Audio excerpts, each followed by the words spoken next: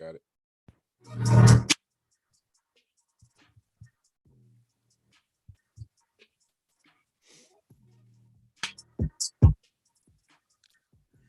Yeah.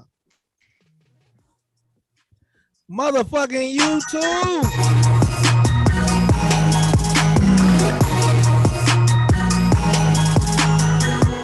Motherfucking podcast.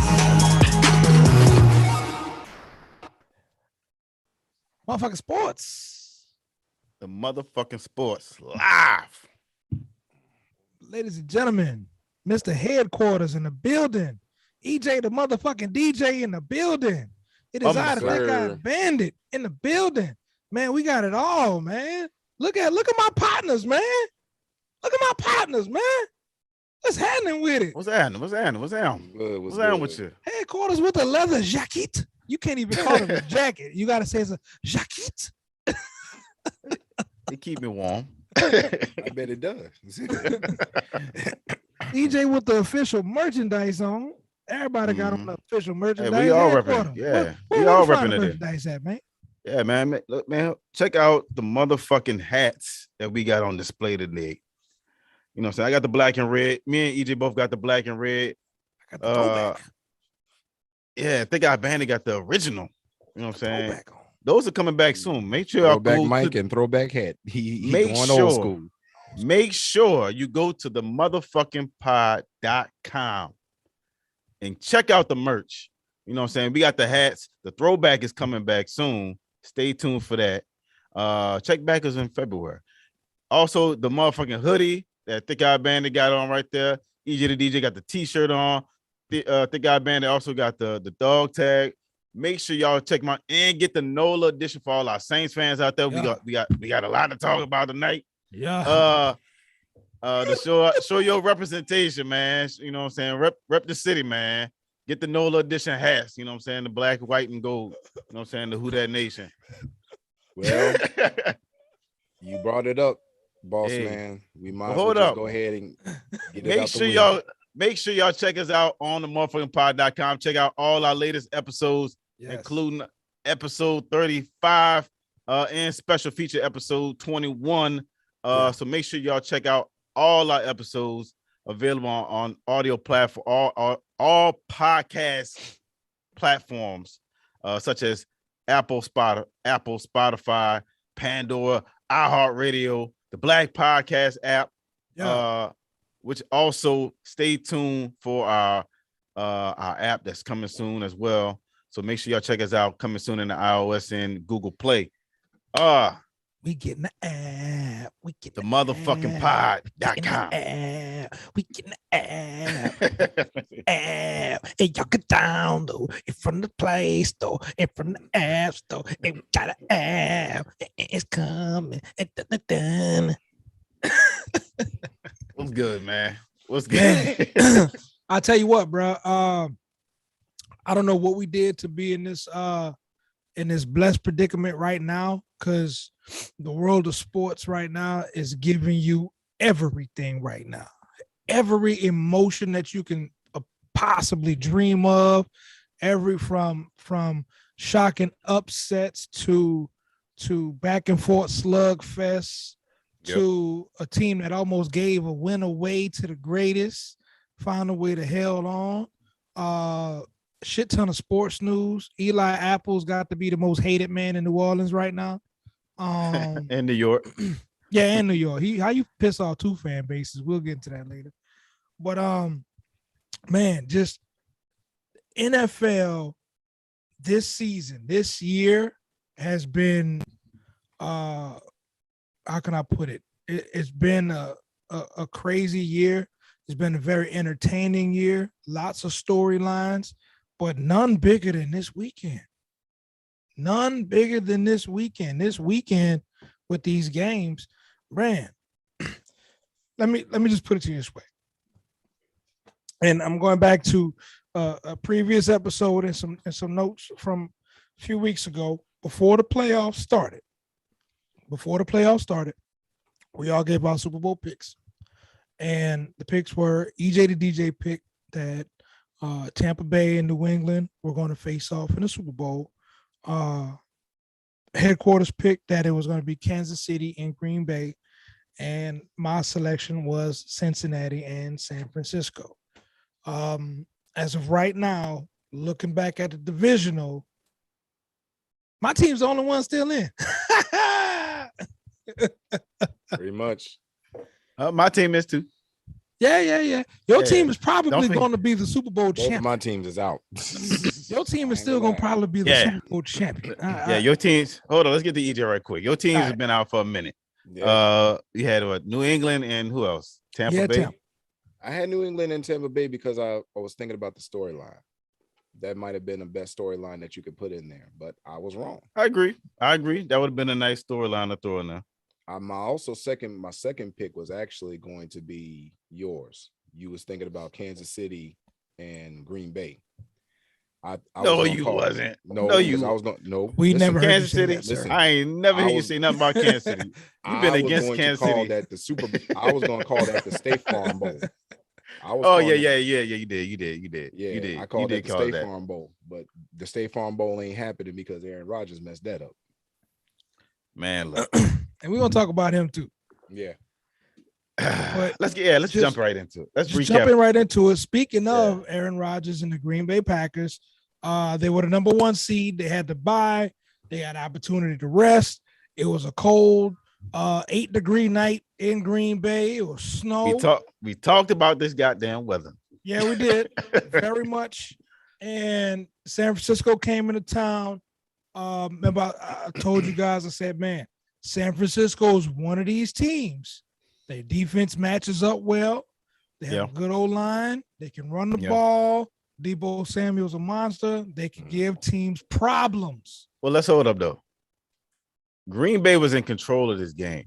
For most of the game. Most of the game. They had this game. No, there was up like 7-0, I think, going through the half and maybe even to the third. So they was controlling this game, even though they wasn't scoring. They was doing their job on the defensive battle. Garoppolo was looking like ass. Like I keep telling everybody that he is. Yeah, nobody's disagreeing that Jimmy G is ass. But the Jimmy G. Oh, I can't stand him. Hey, but the fact is he won. He been winning his game. He found a way to win. Damn it, he is annoying. No, that pump block. That pump block sealed it. That pump block is what set it off. Man, that pump block did it. But Aaron Rodgers. That was a good game too, though. That was a good game. I like that game. It was a defensive game. Yeah. Aaron Rodgers in that late game situation, before the pump block return, he had a 3-and-out. Yeah. And then immediately after you get the ball back, you have another 3-and-out. After you was able to move the ball. It's like the last 3 minutes of the fourth quarter is like Green Bay just said, we're gonna abandon everything that we was doing that was successful, and we're gonna find a way to get his fucking game up. And they did. They played conservative. One play in particular stood out to me, and I don't know why Aaron Rodgers is like this. I understand it's Adams. I understand it's Devontae Adams. But you had an open man in the middle of the field. Yeah, he did. You could have thrown to. I understand it's Devontae Adams, but Devontae Adams was double covered. The defense basically said you were not going to get Devontae Adams. No, I'm not giving you your best option at all. Right? That's elsewhere. At all. And you keep repeatedly throwing to him for what? Hey, look, I'm not even gonna lie. His people can say what they want. His legacy took a big hit.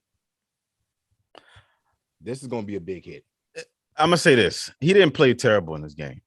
Yeah, he missed that one pass, but for the most part, Aaron Rodgers didn't play awful this game, though. You know, he was always something, man. It's always something in these postseason games where he gets close and he messes it up. Yeah, I can't fault him in this game, though. He didn't lose them this game. No. If I would say anything San Francisco just contained everything. And they stopped Green Bay's running game, which was the biggest thing. They stopped Aaron Jones. Aaron Jones was a non-fact. Aaron Jones was a non-fact, even though AJ Dillon scored the first touchdown of the game. Yeah, he did in the first quarter, and then but other than that, the running game was not efficient. They couldn't. That's why Aaron Rodgers couldn't really do even more than he could have been doing, because he was efficient, but he ain't do nothing outstanding. You know what I'm saying? For Aaron Rodgers supposed to do to be in it, and to being in this game, you expect him to do something great. And unfortunately, he didn't make anything happen great. He looked like a game manager in this game, a good one. Right. But I mean, he didn't stand out. He didn't do nothing that was look at it this way. Look at it this way. The man's about to win his 4th MVP this season, and he has only 1 championship to show for it. There's a lot of quarterbacks like that, though. Hey, Aaron Rodgers record against the San Francisco 49ers. 4-0. 0-4. 0-4. Yeah. 0-4. 0-4. Speaking of playoffs, can't beat them. He had history, cannot beat them. There's just certain teams that just match up, looking at the Saints. Yeah. Whenever we play like recent history, we don't match up well against Minnesota. No. Recent history, the times that we played the Minnesota Vikings, we messed up bad against Seattle. We won the last 2. And then looking most recent history, this last 2 years, we don't match up well against the Philadelphia Eagles. For some reason, they beat us the last 2 times. It's just certain teams don't know what it is, personnel-wise, scheme-wise. They just happens. Throw monkey wrench. Unfortunately, it happens. Aaron Rodgers always meets his in the playoffs, and particularly against San Francisco.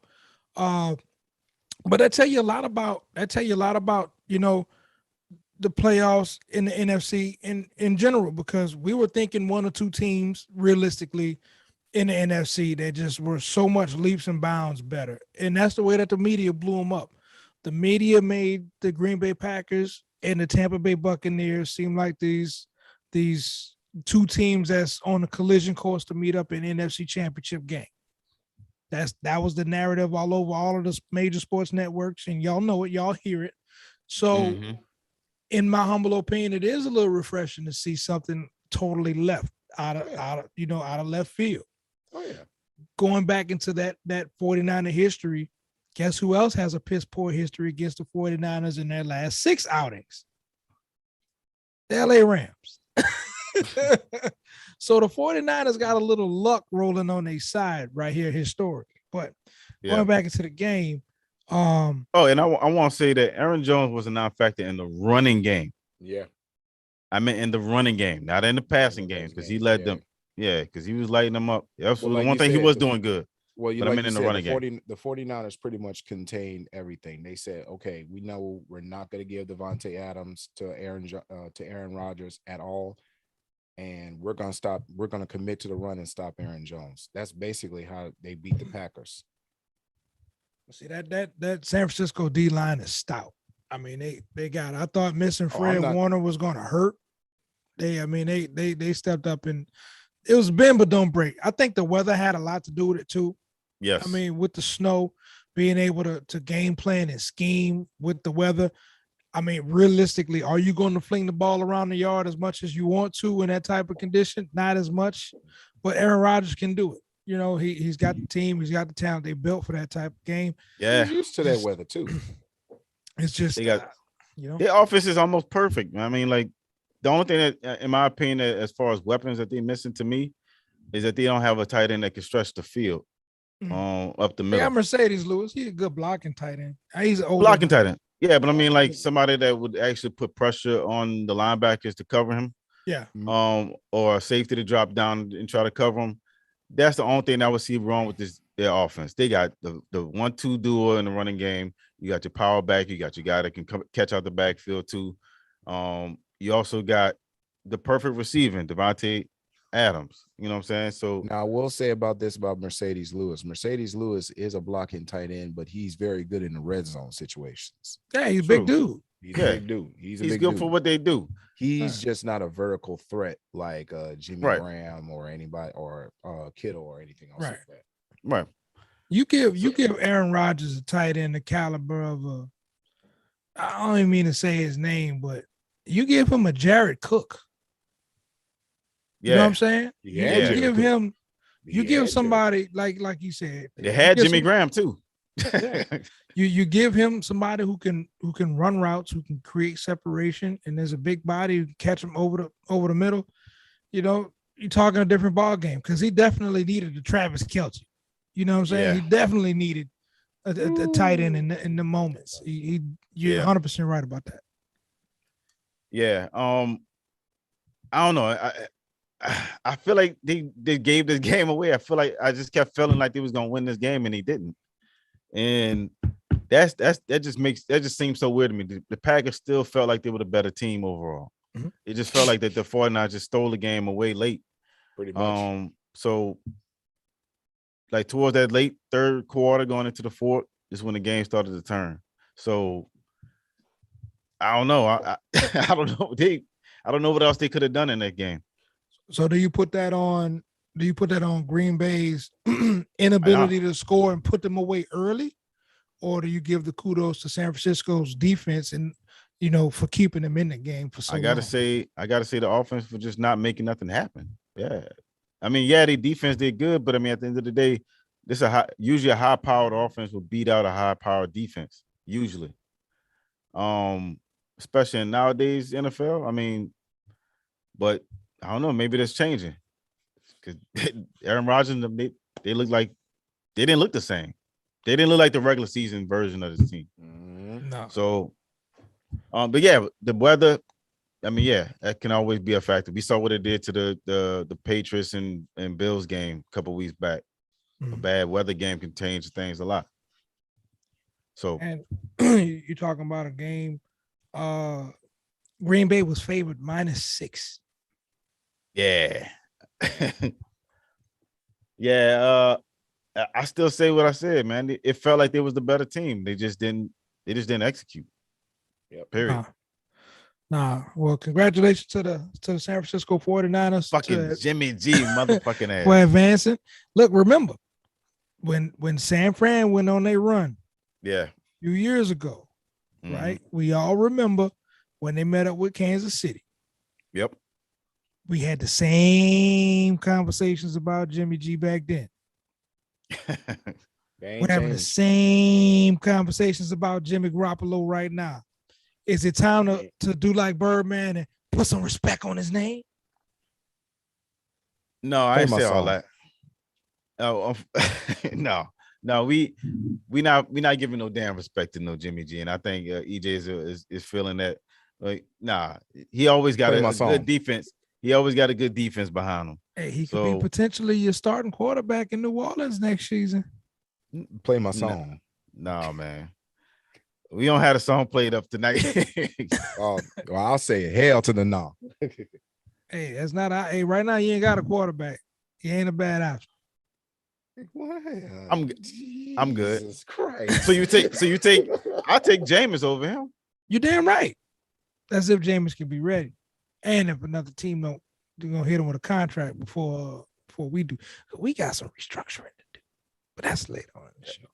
Moving around. We're not talking contracts tonight. No. But that's gonna take forever.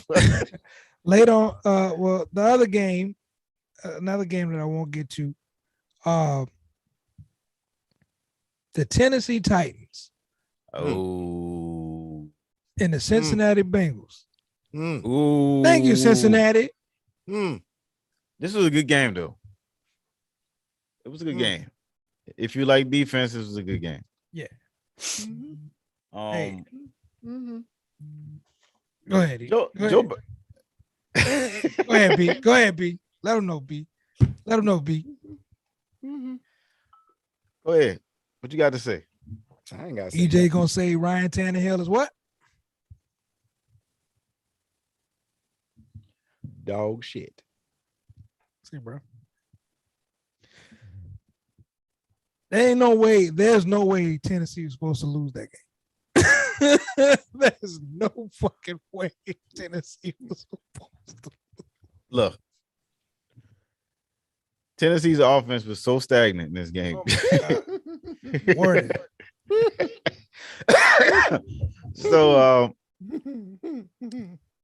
yeah, Cincinnati's defense showed up big time in this game. Ryan Tannehill had no time most of that day at all. He should have targeted Eli Apple.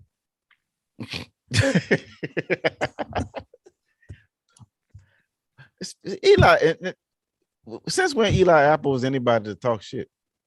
Say, bro, I seen a tweet right quick. I gotta get my ass fun. They said that Eli Apple had more tweets about the city of New Orleans, which was 12, than he had pass breakups when he was a Saint in 2 seasons. 11. He was getting torched left and right. I forgot he was even when he was left the team. I didn't even realize he was gone. Niggas made his mama quit Twitter. Oh man. But look, Ryan Tannehill fuck Eli Apple. threw 3 picks in this fucking game. And we talked about Derrick Henry coming back. Time out. And what was the last pick? What happened with that last pick? The third pick? What? I don't know why he was trying to force it in the double coverage. That was dumb. With a B on it. That was real dumb. Look, man, I ain't never said. You were surprised? No. You ain't never heard me say Ryan Tannehill was the savior of this team. Oh, no, but the way y'all was acting. We were saying that he was better than you was giving him credit. The formula for the Tennessee Titans, which is why they got their ass kicked, is simple. You stop Derrick Henry, which is a tall task. I'm not going to lie. It's a tall task. They force-fed that man. But you got to stop Derrick Henry, put the ball in Ryan Tannehill's hands. Now, I'm looking at 2 proud LSU Tiger fans. If this was a quarterback battle between Ryan Tannehill and Joe Burrow, who is you taking? You already know. All right, then. Hey, yo, Joe Burrow, baby, for the longest. Joe Burrow is legit, man. Look, that's my dog. Joe Burrow he got the perfect tandem too. For him to have his receiver from college, to have that is Cincinnati is the smartest college. It is the smartest franchise I've ever seen in my life. Yeah. No, they still don't have an indoor practice facility, but that's another story. Hey, but still, for you to get Jamar, I ain't gonna get. Well, hold on. Yeah, that's true. We can't give him too much credit. But I would say that they did something similar that the Colts did back when they drafted Andrew Luck and Kobe Fleener. That was a smart decision to do because them 2 together in college and then coming over, they had a great chemistry in Indianapolis. I wish Kobe Fleener brought that talent down here. He came, motherfucker. That boy got off scot-free with a nice little change. But look, I'll say this. Look, the Bengals offense showed up. They showed up. Joe Burrow did his thing. Tannehill could not do. Oh, I was getting to Derrick Henry. Derrick Henry, they force-fed him in this game. Foreman should have been getting most of those carries in that game. They should have worked him ease him into that game. I mean, they shouldn't expect him to be the workhorse right out the gate. I don't know. It just became so predictable. Mike Vrabel should have known better than that. Being under Bill Belichick, what you don't do is he is a defensive coach. Right, but just saying though, man, right. Like the OC run the ball. The offensive coordinator should have said, hey, listen, everybody know that we're gonna try to force feed Derrick Henry. You know what's gonna happen. Play action fucking fake. How about that? Use him as a decoy. But I'm gonna give high regards to Cincinnati's defense because, like I said, they played that game the way it's supposed to be. They almost gave that game up. They almost gave it up, but hey, look what happened. They still won. Shout out to Von Bell. Shout out to Trey Hendrickson. Shout out to Trey Hendrickson, man. Never thought we'd see him in this position after leaving the Saints. By a dumbass interception. And a Super Bowl contender. Yeah, you watch his evolution. We watched this man come from a Shout barely out sniffing the field to a starter, fucking just a sack machine, bro. Man, I'm happy to see his progress, and I'm rooting for him because I want to. Yeah, him and Von Bell, man. You know, I got to root for the West Bank and Jamar Chase, and I gotta root for the honorary Louisianian and Joe Burrow. You know, don't it feel weird rooting for the Bengals, like the Who They Nation? Yeah, it do, huh? What they call themselves? The Who They? Yeah, who they say they're gonna beat them Bengals? Where do they stay? Up in the jungle. They say nobody. That's their little chant. It don't even sound right. Who that? That's what we say. Man, look, that's fine. It's a lot of Louisiana, New Orleans connections, though. So I'm rooting for the Bengals. Until Sunday. Well, we know. Oh Lord, here we go. But anyway, they did beat him in the regular season. What's the other game? That's true. Very true. Very true. What's the other game? Very, very true. Next game. All right. LA Rams. Tampa Bay sucking ears. Ooh, boy. You know what? Oh, and shout out to Big J, man. Let's not forget Big J. Big J is in the chat as always, representing the motherfucking crew. What's going on? You know what I'm saying? I asked the question in the chat: which game of the week was your favorite game, playoff game this week? Big J said Chiefs and Bills. Of course. I'm gonna surprise y'all. It was Chiefs and Bills wasn't my favorite game this week. You think it was this one? Rams Bucks? The last part of this game. As much as you've been trashing Buffalo, that was your favorite game. This was completely two different games. It was two different games. It was. And the Buccaneers, I don't know, just something about that comeback, and then that last sequence of like the last 6 minutes of the Bucks game. That was hard. Bucks Rams game. That shit was crazy. What's going on in that game? The Rams found every way to try to lose that. They was trying to give that game right back to that shit was. I don't know. To me, that shit had me on the edge of my seat. I was like, I ain't no way Tom Brady about to do this shit again. That Brady magic. I was like, ain't no fucking way. It was reminiscent of a Super Bowl. I said, I'm not watching the Super Bowl. It was the same point difference, wasn't it?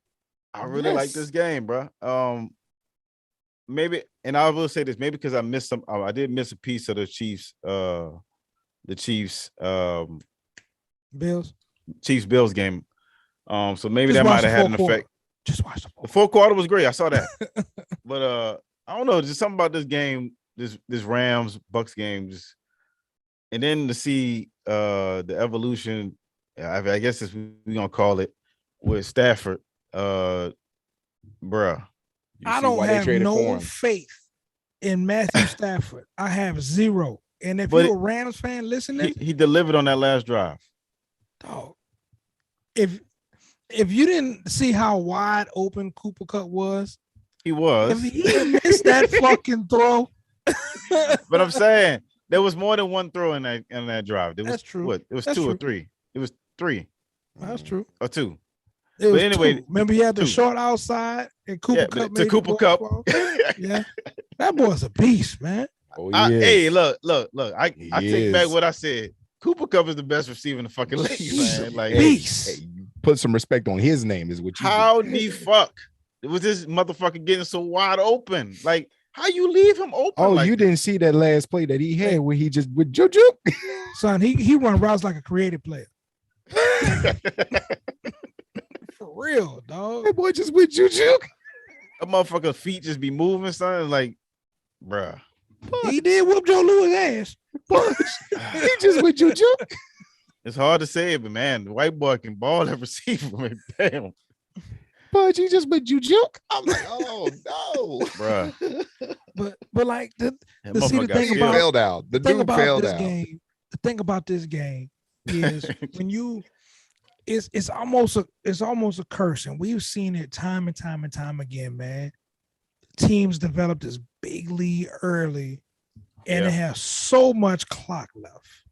So much clock left. You know what I mean? Here's my. You know, I'm glad you brought that shit up because I got a bone to pick with the fucking defenses in this fucking scenario. Go ahead. So like, why the fuck are y'all playing so much prevent defense in these situations? from winning. Like, god damn. Like almost every game. Mm-hmm. It's like it happened. It happened.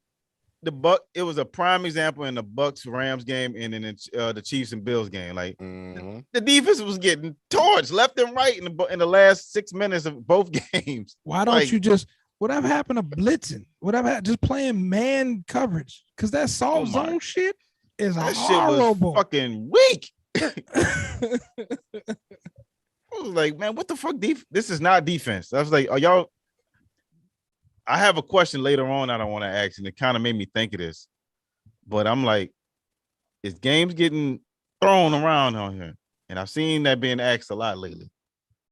But we're gonna get to that later on. But the defenses was pissing me off in these games, and I'm like, man, this should not be happening. These offenses just taking advantage, like it's just easy money. Yeah, they when you have a 20-point lead or 17-point lead, you know what I'm saying? The key is simple. Offensively, you play the clock, you run the ball, you use every second of the play clock as possible. If you're going to throw the ball, make sure it's a high percentage pass. You ain't throwing no bullshit. You know what I'm saying? And you stay away from the fucking sidelines. That's number one. The quarterback you would think would have had a great fourth quarter like that didn't have it in Aaron Rodgers. Very true. Very true. And defensively, you do what got you the score you had. If you had a 20-point lead playing a certain style of defense, why change it? Do you change? Why? You ain't been playing that fucking defense all game long, and now, look, all right, I ain't gonna. I'll be all night on that shit. And we don't get paid millions. We just watch the shit.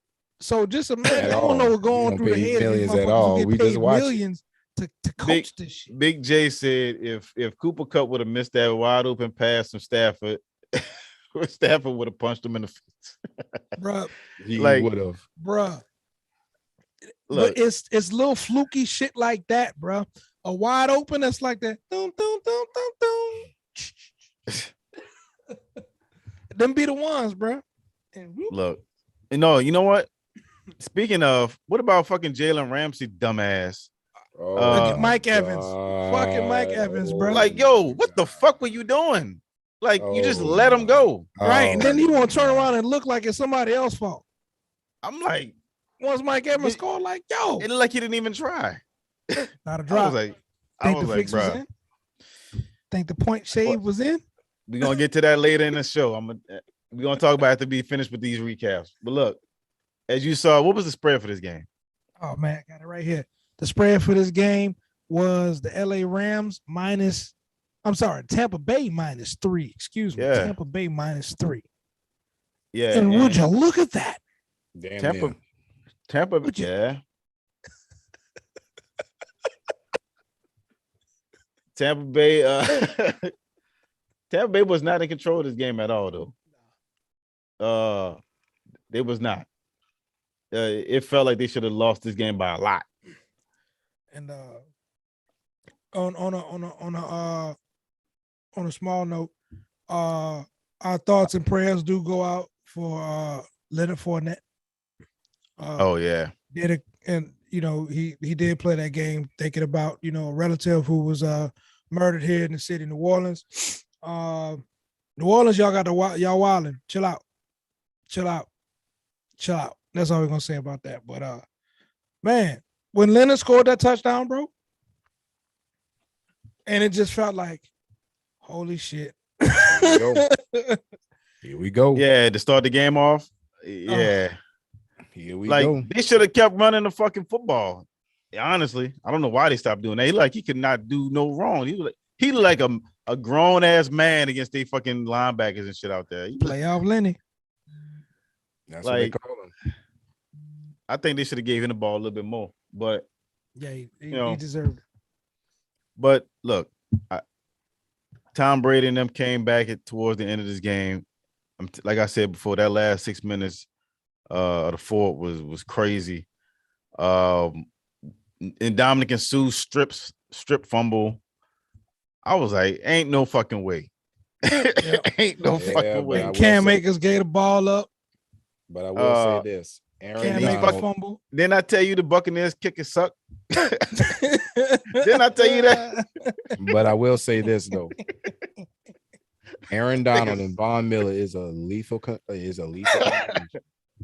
They got it on all levels. The Rams have it on all levels, though. They really do. Yeah. Von Miller turned back the clock in that game. Boy. Yeah, he is clutch, ain't he? Yeah. That motherfucker there, boy. He was controlling this game. Tom was pissed. Tom was pissed. And once Von Miller got going, they was like, bro, we cannot let Aaron Donald go. And that's exactly what they did. These boys combined together is something serious. Yeah. So as much as Pudge say, 49ers D-line is coming after Matthew Stafford. They ain't got nobody on that offensive line that can handle Aaron Donald and Von Miller. I'm sorry. Bullshit. I call bullshit. And I'll tell you why. Let's look at this right quick, EJ. And this is why I call bullshit. Why you call bullshit? You remember week 18, what happened? Week 18, what happened? 49ers came into SoFi Stadium and beat the Rams. Oh, yeah, for the chance to get into the playoffs. Yep. So let's look at the history. You think the Rams cared about that game? Probably not. But think about this, bro. What's up? The 49ers has defeated the LA Rams 6 consecutive times with 3 straight season sweeps. Kyle Shanahan has outcoached Sean McVay in each of his games, with his teams executing even better in every phase through all 4 quarters. But it's tough to beat a team 3 times in a row. So the last 6 meetings versus these 2 teams has been the 49ers. I agree. History is on the 49ers side. So there's one little thing that I've learned in my days playing football back in the day. When you line it up, history gets smacked up. Hey, I don't know, because if you look at the 49ers history against the Rams lately, like I said, the last 6 and the last 4 games that they played against Green Bay has gone in their favor. So if you understand, you know what I'm saying? Momentum is in their favor. You know what I mean? But you really gonna bet against Aaron Donald and Von Miller right now? Fuck the Rams. I'm not saying the Rams. I'm saying Aaron Donald and Von Miller. I didn't really care. I didn't really care who won this game. I just wanted to see a good game. And that, like I said, that finish was great. Yeah. I got beat. But fuck them. Next game. we got some history with these motherfuckers. Yeah. Next game. Perhaps the best game of the NFL season. Yeah, that 4th quarter. That entire 4th quarter. 4th quarter, man. Jesus Christ. The Buffalo Bills deserved to win that game. Yes, they did. I thought they had it won. Yes, I did. You left 13 seconds on. Bruh, when I saw that touchdown. Hold on, boss man. Before you go into it, I got something to say. I apologize. You've been on Patrick Mahomes' side for the longest. I initially thought at first he was not going to be able to pull it off, but somehow this team I know. But somehow this team that I do not trust rallied together behind him and said, man, we're going to get you over there. I don't know how in the hell they did It's funny you said teams that you don't trust. Because I've always felt that way about the Buffalo Bills. I've always felt they was fraudulent. They weren't fraudulent in that game. No, let me tell you one thing though that I did notice about this game. The Chiefs played actually good defense for pockets of this game. Until Matthew got hurt. Pockets of this game, they were really containing Stephon Diggs and Emmanuel Sanders. Mm-hmm. They didn't do shit in this game. Nope. It was Gabriel Davis that was fucking doing everything in this fucking game. 4 touchdowns. All their points. He was even getting their first downs, possessions, and stuff like that. Like, dude, he was doing everything for this team. he was the only person that was getting wide open, and Cole Beasley was in that too. But I do believe that if Tyrann Mathieu was in that game, Gabriel Davis wasn't going off like that. I'm telling you that right now. I think the Chiefs made it their business to stop Stephon Diggs and Emmanuel Sanders, and that gave Gabriel Davis the fucking green light, and he showed out. He showed out this game. He showed out. He showed up and showed out. Yeah, he did. But see, with Gabriel Davis though, bro, that's what you're supposed to do when your step the fuck stars. up. Yeah, when your stars is they're gonna try to double Stephon Diggs, especially when Tyrann went down. You know what I mean? You saw Frank Clark and your boy getting into it on the sideline. Yep. You saw that Kansas City was reeling. You know what I mean? So when you taking out your star, it's time for somebody else that got to step up and handle their business. And man, he had a game of his career. You know what I mean? Yep. He had the game of his career. Travis, hey, shout out to Tyreek Hill. My goodness. Bruh. I don't know. Goodness. I don't know who was the more between. I would say Tyreek Hill maybe had a slight edge over Patrick Mahomes as the MVP of this game. Just a slight smidge. The punt return. The punt return at the end of the game, towards the end of the game.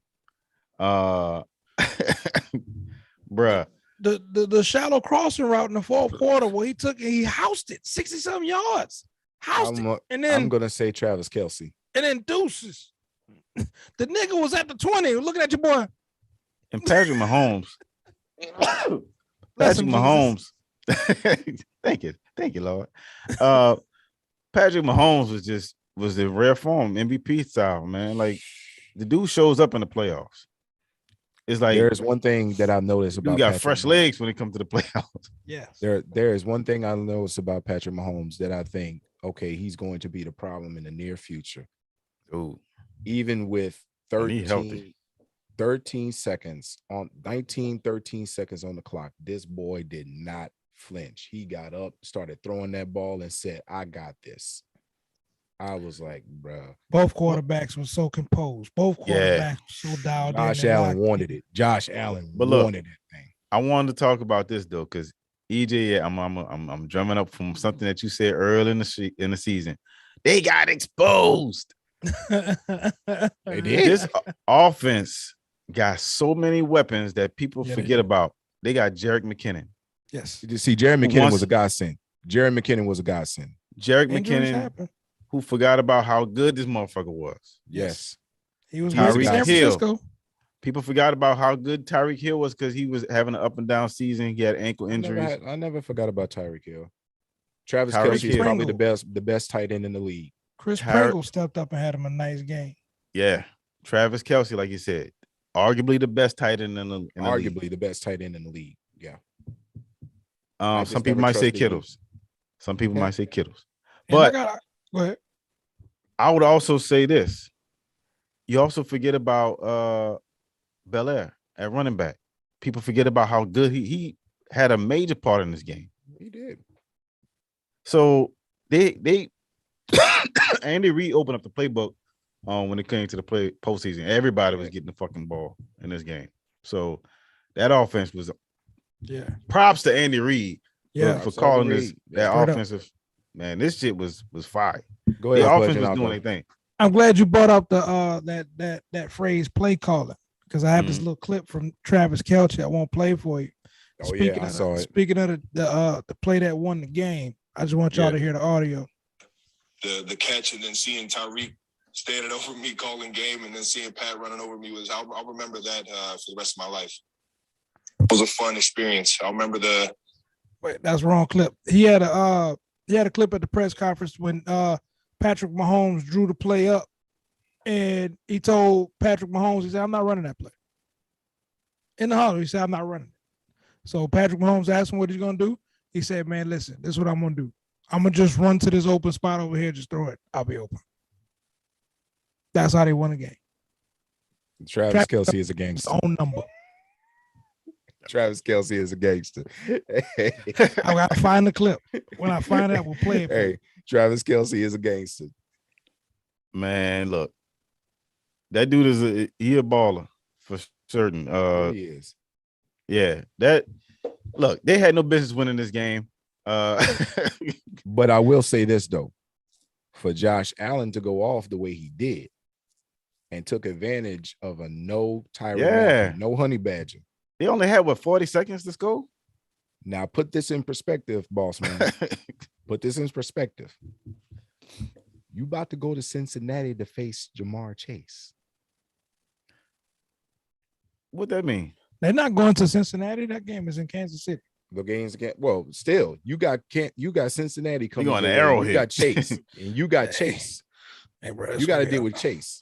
And this is gonna be this hard gonna be for Cincy. There's gonna be a lot of offense going on in this. Now, I ask you, you trust Patrick Mahomes? You trust Travis Kelce? You trust Tyreek Hill? Do you trust their defense right now? I trust their offense way so much that it don't matter about the defense. Okay. I'm just being real. Honestly, yes. It's gonna be a high-scoring game. Cincinnati's offense to me, is better than Kansas City's defense. But is Cincinnati's defense good enough to contain Kansas City's offense? That's the question. They got to be able to force 3 and outs. They got to be able to get off the field. They cannot sustain long drives. You know what I mean? Because this team is such a change of pace team when it comes to the tempo and how they operate. Yes, Cincinnati won the regular season match, but when you do in the regular season is that you open up yourself. Because now in the playoffs, they're going to micromanage everything that they've put on tape. You know what I'm saying? So the thing is, I see, can Cincinnati really effectively run the football? Can Joe Mixon get him 100 to 115 yards? Can he touch the ball 20 to 25, maybe even 30 times this game? Against that defense, yes. Against that defense. Yes. Because everybody knows that Jamar Chase, Tyler Boyd, T. Higgins, everybody know that the wide receivers are going to be there. But I think the X factor and the key to this game is, can Joe Mixon run the ball? And if Cincinnati can effectively run the ball, they got a shot. I'm glad you said something about running the ball, because we're forgetting about one hero in that game, and that's Singletary from the Bills. That boy was a monster that night. He was a goddamn monster. So if you allow Singletary to rush for that many yards, I'm glad you brought that up too. Coming up. I'm glad you brought that up too. You know why? Because Clyde Edwards-Belaire and Jerick McKinnon didn't play in that game. Hilaire, whatever. They didn't play in that game, the original game, when they played in Cincinnati. That's true. This game is going to be in KC, and they're going to have both of them boys, and they're going to have everybody else ready. Okay. This offense is not going to be that same, even though they scored 31 points last time. Is the Honey Badger playing that game? I don't know. We'll see. I don't know. If the Honey Badger's not playing that game, it's going to be a wild one. I'm going to tell you that right now. I think he's going to be a wild one. If he don't, either if he plays it, it don't matter. This is going to be a lot of points. I think this game is going to be a lot of fucking points. I think my favorite safety is Ed Reed, and Tyrann Mathieu reminds me a lot of Ed Reed, especially with his ball hawking skills. Mm-hmm.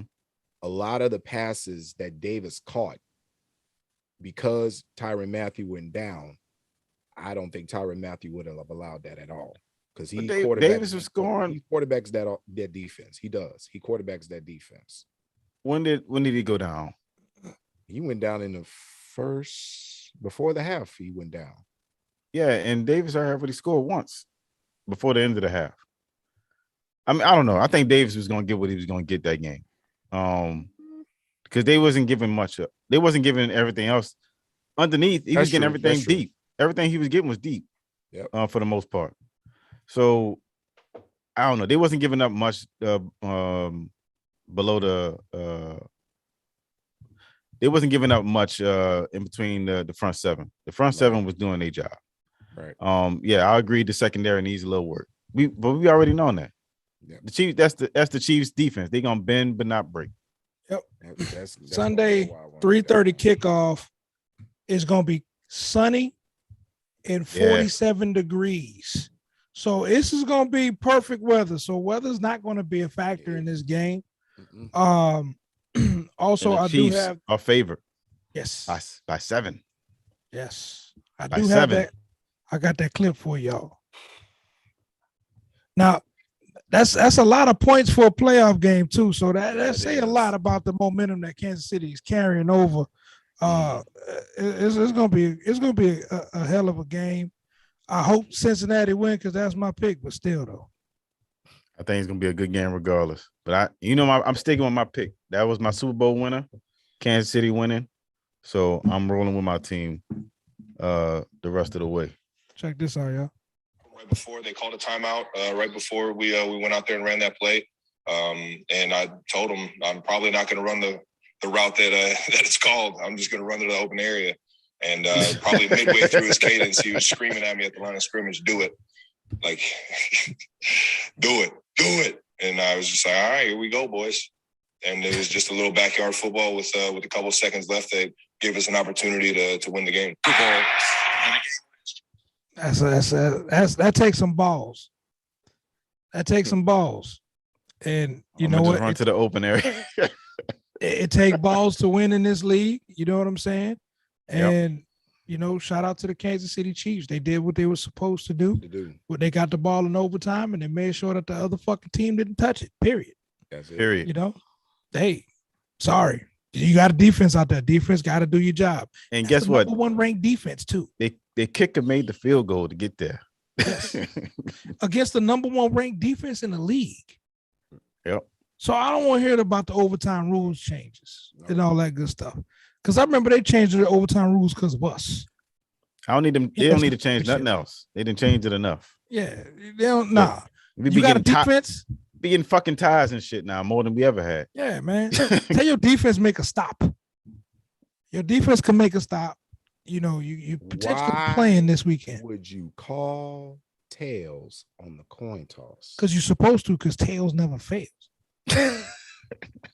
You call tails. Look, the right team won. The right team won at the end of the day. Boo. The Kansas City Chiefs. You know what I'm saying? Josh Allen and the Buffalo Bills, you know what I'm saying? Go back to New York. You know what I'm saying? Go back to Northern New York where they belong. So they play each other in the regular season next year too. That's gonna be great. This is gonna be a rivalry for years to come. Oh yeah. Mahomes and Josh Allen. That's a perfect nice little rivalry. I like it. Yeah. Conference championships, fellas. Well, we already pretty much covered the Chiefs Bengals now. No, I'm saying I'm talking about the conference championships. We need scores and we need predictions. Oh shit, yeah, right? My bad. We're gonna start with the early game, which is the Chiefs and the Cincinnati Bengals. Yeah. Early game, the 3:30 kickoff in Kansas City on Sunday. Yep. Like I said, the Chiefs are a favorite -7 at home. I'm calling the Chiefs winning in the shootout 38-31. Chiefs. Okay. EJ the DJ, where you at with it, baby? I call 38-35 Cincinnati. I knew that. It's gonna be a shootout, but I call 38-35. It's gonna be a close. So I already know. I know the game the team you're picking. But what's the score? All right, I'm picking Cincinnati just on GP, but the Kansas City Chiefs will win the game and advance to the Super Bowl. What kind of pick? Why you say that? I'm picking Cincinnati because that's been my original Super Bowl pick, and I gotta ride that out. I gotta see that. Right. So I'm gonna say 34. Say 34-31 Cincy. But right. Cincy has no chance. Kansas City gonna blow the doors off these people. It's gonna be ugly. We'll see. We will see. It's gonna be ugly. Trey Henderson was not a factor in this last game, by the way. Go Bengals. But I will say this: their defense didn't look too great either. They gave up a lot of points.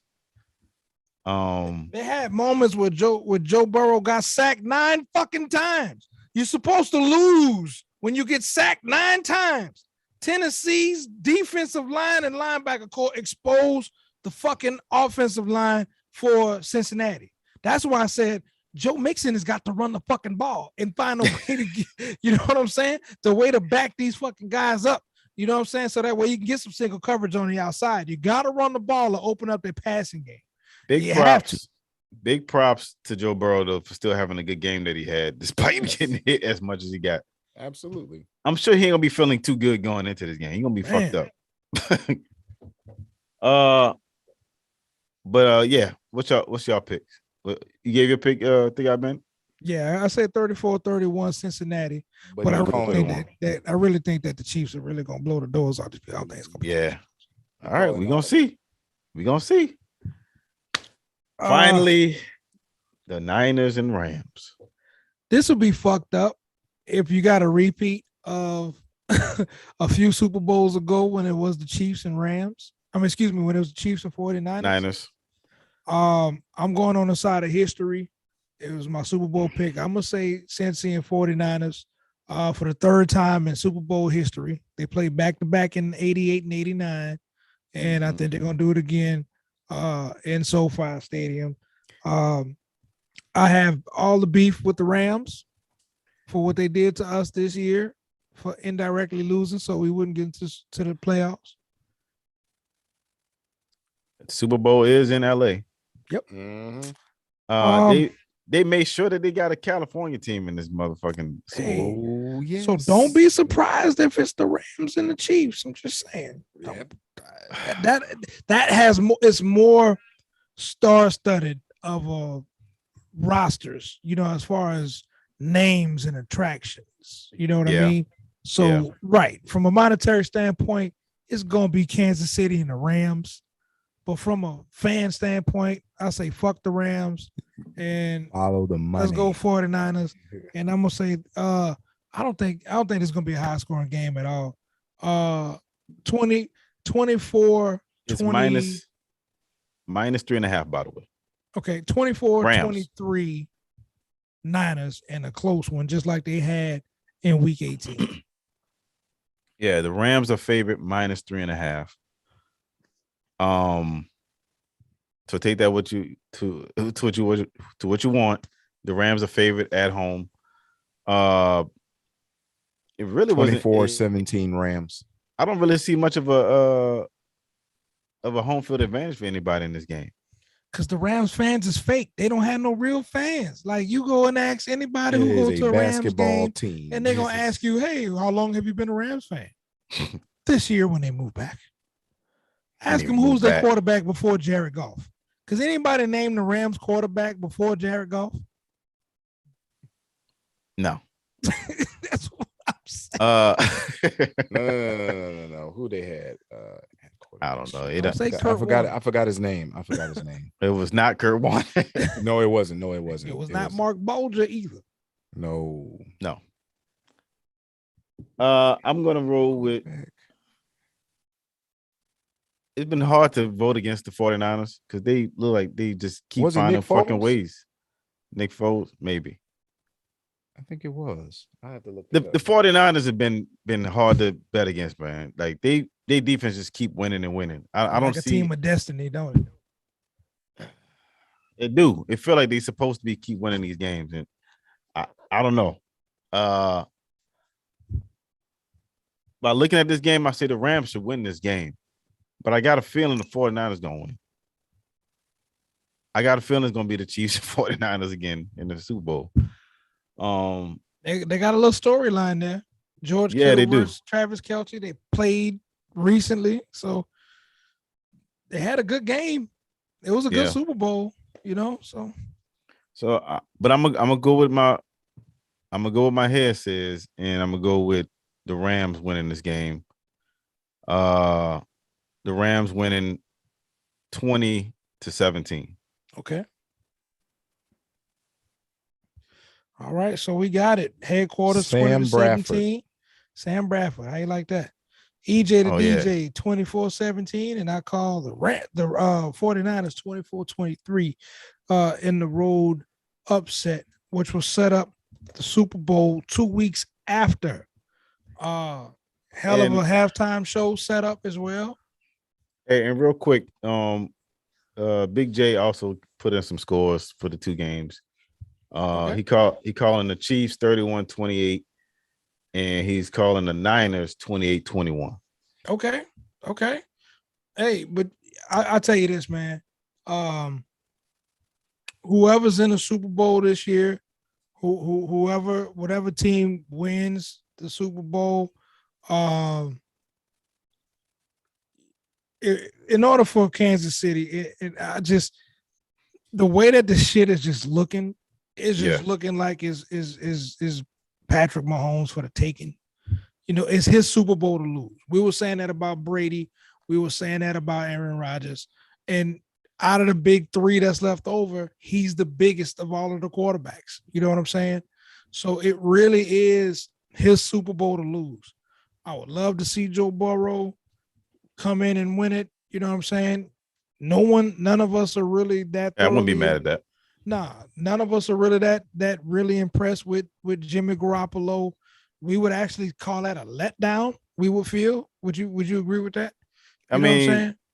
That would definitely be. I don't know. I feel like he wouldn't. Oh, imagine if he win the fucking MVP if he won the Super Bowl. Oh my god. Oh my. That shit would piss me off. He would be shitting on everybody because everybody counting him out. You know what I mean? That would be like Joe Flacco winning the Super Bowl MVP. Which again. He did. I know. He did with the Super Bowl. He did. And you know where he's at now? He's a backup for the Jets. Damn. For the Jets. Damn. You can't even be the starter. That MVP should have went to Ray Lewis. I'm just saying. Anyway. No, the MVP should have went to Jacoby Jones that Super Bowl. True. I will give you that too, as well. Yes, I will. Jacoby Jones was the fucking star of that damn game. Name. Shout out to punt return touchdown and a long touchdown. Yes, give that man him. And he did it at home in New Orleans. Big J said it would be funny if the quarterback that beat Tom Brady becomes the second quarterback to play a Super Bowl at home. Hey, it's shaping up that way, bro. To be the man, you gotta beat the man. Woo! Woo! Hey, the Rams beat Tom Brady in them. So I mean, twice in the season, they almost pulled off what we did. They did pull off what we did. Yeah. Rams. Fuck y'all. They did the one thing that they needed: a fucking quarterback, a competent quarterback. Yep. Now to the home. We'll see. To the home front. Yes. Big news coming out of New Orleans today. One second while I need some medicine. Hold up. Keep talking. I'll be right back. Sean Payton, the coach of the New Orleans Saints, has ended his illustrious career. Coming into 2006, coming into that season right after Katrina, two of the biggest signings in sports history in the city of New Orleans started with Coach Sean Payton taking over this team, with his history of being a Bill Parcells disciple, and we was able to get him here. And then when we signed Drew Brees, and since they got here, the first year in 2006, go take us straight to the NFC Championship game. We wound up losing that to the Bears, and then had some magnificent seasons, eventually winning the Super Bowl in 2009. We did have, some heartbreaking losses in the playoffs over that time. We done seen everything from Bountygate, where the league basically took a hit out on us and punished us for it. The fans. We saw Sean Payton, get sent home for a year and coach at home, coach his son's little league football team. No, you had it. You said it right. He was coaching from home. Yeah, he was coaching the same. He had that secret phone to the sideline. Absolutely. Remember the fucking the mural they had his face at training camp. Do your job. Do your job. Imagine that shit. Hey, coach still fucking here. You know what I'm saying? He see everything. And just like how them TikTok eyes be green screen, man. I see you, motherfuckers. Do your job. We didn't seen it all, man. We seen 3-7-9 seasons. We seen multiple double-digit win seasons. We seen multiple playoff appearances.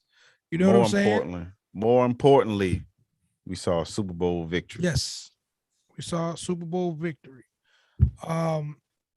There's nothing negative that I can say about Sean Payton. I know we all watch Saints games, and we all catch our necessary heart attacks and strokes when we watching the games and everything. But just think about where we come from as an organization, as a franchise. From the depths of disparity to, a top 5 team, and over the past 10 years, over the past 11 years, since 2011, the Saints has won 100 games. Yep. Only one of 5 NFL teams over that span that has won over 100 games. So that tells you, by him coaching here, he's got a history of consistency. He's got a stable locker room. You know what I'm saying? So it's just, man, you can't do nothing. Let's give him his flowers for really let's give him his flowers for really coming in and cleaning that locker room up, because the stories of that locker room before he even got there was just crazy. Like, there was no urgency of winning. Like we said, we've been through heartache after heartache after heartache. Sean especially Payton after the Hazlitt era. Yeah. Oh my God. Don't bring his name up. But he came in, he saw what was wrong, cleaned it up, and said, look, we're about to create a winning culture here. And that's exactly what he's done. My dad was alive at that time when that Super Bowl came, and I got to watch it with my dad. That's something that will be forever stuck with me. Yeah, my newborn son was in my arms, man, for the Super Bowl. For the Super Bowl, just like Drew Brees' firstborn was in there for his Super Bowl. Yep. Come on, man, like weeks old. You know what I'm saying? And you look at that boy is almost tall as his dad right now. Yeah, I definitely don't want to get punched in the face. This little nigga got some heavy hands. No. I will fuck him up, but I definitely don't want to get hit.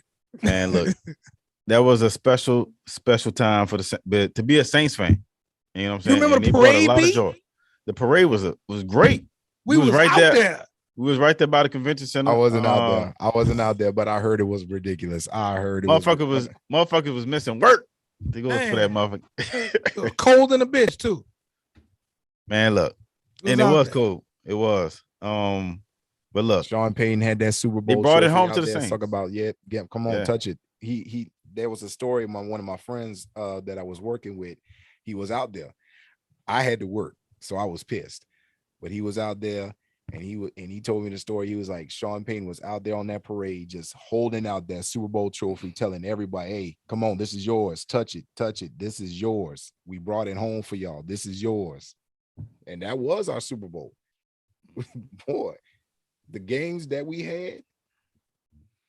Oh yeah, don't talk about some of the games that we were supposed to lose and somehow came back and win. There was like 5 comeback wins that season, something like that. Me and Benny, we were at the opening game. Mm-hmm. That's right. I forgot about that. Yeah, we was in the 600 section. We was in the 600, and me, B, and the ladies, we were watched the opening game against the Lions, and we put up 48 points on them bitches. That was a great fucking game. And Calvin Johnson still murked us. No, he did not. Yes, he did. No, he did not. No, he did not. I had him on my fantasy. No. Point stats wise, he murked us. Or maybe stat wise, but whatever. But look, we won the game. Calvin Johnson. We'll pull it up. He scored a touchdown in that game. Well, look it up. Because I had him on my fantasy that year. The fact that remains is that we won the game. You know what I'm saying? We won that game by a lot. And we had a hell of a year. We went 12-4 that year. We went 13-0. We went 13-0 before we lost our first game to the Cowboys on a Thursday night in the Dome. Mm-hmm. I'm saying our record, we ended up being out the Patriots. So we went we ended up 13-3 that year. Mm-hmm. Yeah. Calvin Johnson because they thought we wasn't going to go anything in the playoffs, going 0-3, going into the playoffs. Remember that headline? But yeah, what you were saying? Calvin Johnson had 3 receptions for 90 yards, no touchdowns. Saints won 45-27. He gave you 9 points. But look, I thought for sure he had scored that touchdown. Negative. Look, the fact of the matter is we losing a great coach. I already have one person in mind that I think should be the replacement. Even though I know what I said in the past, and I said I don't think he would be a good head coach again. I think Dennis Allen would be a good candidate to move this team forward. He will be. I hope they give him a chance. I know he already interviewed with the Bears. That got canceled. Oh, he got canceled? I texted this out to the wrong set of folks. I'm gonna pull it up. I am pulling it up right here, and I'm about to forward it to y'all. I think he's a good candidate to be the next head coach. He's won the respect of the locker room. The defense listens to him. I will say he would need to go out and get a damn good offensive coordinator. You got one. You got one in-house. You got one already. Carmichael? Yes. He already he calls the plays. That's Sean Payton's voice. You know, you get DA, you get Dennis Allen to be the head coach. So he would still let him coach the defense. Yeah. Dennis Allen, don't take your hands off the defense. You still handle your business. Let Pete Carmichael handle the offense. Let him run with it. Okay. Let him run with it. I think you got something there. Promote Ryan Nielsen. Make Ryan Nielsen the official defensive coordinator. You know what I'm saying? Yep. Make Jeff Ireland the fucking GM. Stop bullshitting. You know what I'm saying? Stop bullshitting. I'm serious, because Jeff Ireland is a master when it comes to moving pieces and getting talent and acquiring talent. He's a genius, bro. So you can still have the Sean Payton style philosophy, even though he's not in the building, if you don't go outside of the building. Now, I don't know who my second in the running coach would be at the moment, but thinking off my head, I would like to see him get at least an interview is Carmichael himself. I don't know if he would be a good head coach, because I don't know if the team would listen to him entirely. I don't know if he seems like he's that type of coach. No, not as a head coach, no. But I would like to see him get a potential, because if I remember right, when I can't remember what year it was, but he got a chance to coach the team when Peyton was unable to coach, whether it was due to being suspended or being his injury that he had. I can't remember which one it was. So if y'all were to go outside, let me throw y'all a name real quick. All right. Byron Leftwich. Yes. Yes. I would love to see Byron Leftwich get an interview. Yeah. He deserves it. The coordinator over in Tampa. And you really wouldn't need to replace Dennis Allen, keep him at defensive coordinator, have his hands on the defense. He's gone. If Peyton's gone and he ain't being the head coach, he's leaving. He gone. He out of there. Yeah. Dennis Allen? Yes. Damn. Dennis Allen is going to be a head coach. The only reason why he didn't accept the Chicago job is from that message I just sent y'all. I think he's going to be the next head coach. He is. He'll be the logical choice. He would be the logical choice. Watch this reports. Especially when he won big, when that one game. I know it was only one game. I'm just saying, I think Byron Leftwich deserves a head coaching opportunity. Think about this, bro. I agree with you. Think about this, bro. Dennis Allen didn't cancel that appointment with the Chicago Bears. The Chicago Bears canceled the appointment once they heard the announcement that Sean Payton was retiring. He knew he wasn't leaving. Ding, ding, ding, ding, ding, ding. The answer's already there. You already know who your head coach is going to be. They say they're going to do us extensive. A lot of people's the already getting they're going to have to. A lot of people was getting nervous already when Rita Benson got on TV. It was like, hey, how was Sean Payton going to do? Yeah, you seen it? Deer in the headlights? I mean, Sean's going to be okay. Like, good Lord, Benson. What? We really don't know what he's going to do. Benson, I swear. Why are you asking me these questions on the spot like that? They scrambling. They like shit. This Sean, you sure you don't? Sean, we will give you more money. How much more money you want? That nigga said, I got my opportunity to go to Dallas. Fuck all y'all. But what about the other coaching positions, though? We got a lot of other coaching jobs open. A lot this season. I want to see Eric Bieniemy. I want to see Eric Bieniemy finally get his shot. You know what? Somebody in the chat just brought up a great point. Brian Flores. Very much. Look what he did in Miami. The nigga won 8 straight games and they still let him go. It had Miami's defense in the top 5. Are you serious? That's Miami's front office. Are you really that surprised? Man, look. Are you really that surprised?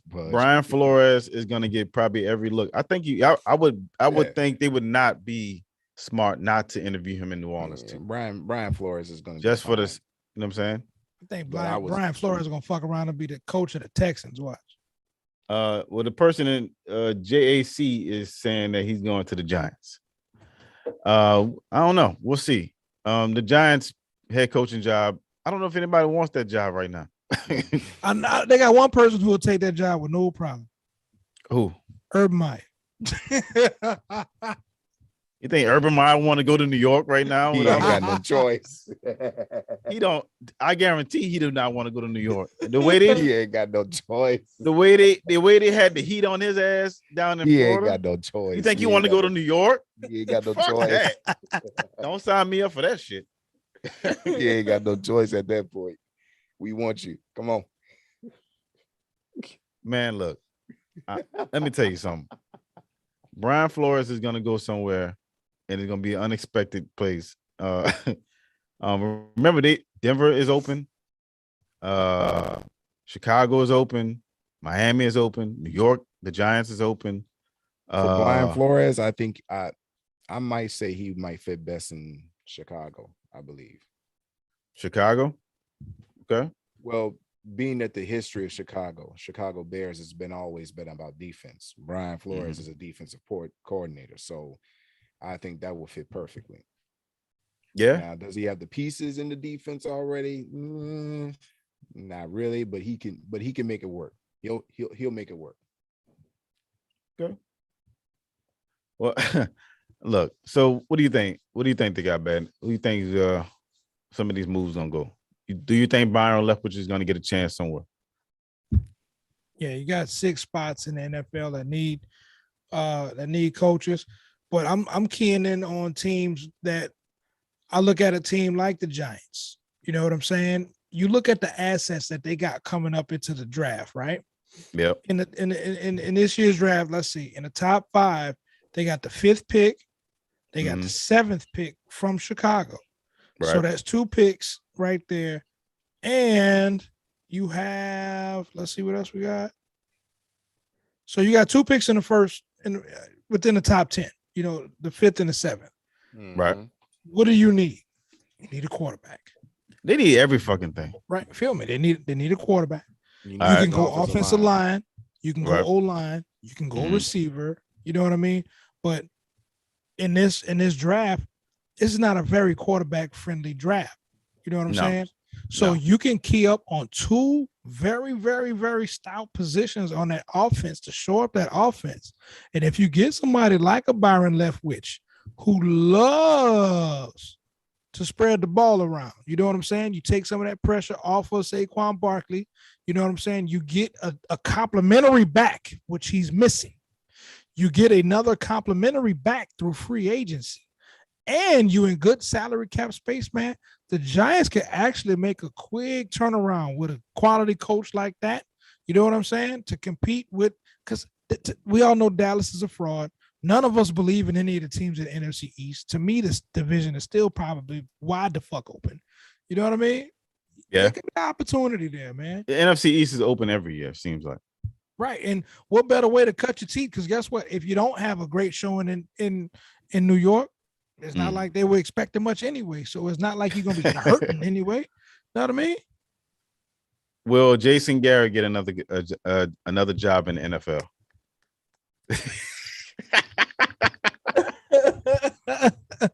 The clapper. All right, look. That's Nah, he done. look. I don't want to laugh at him too much because he fucking around and end up in New Orleans some kind of way. Please let us not be that stupid. Bro, you speak that into existence. No, we did that shit back in the past.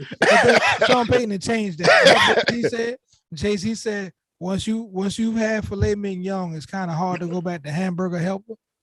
You know what I'm saying? Look, man, I'm just saying. You speak that into existence. I swear to God. Please, I just think it would.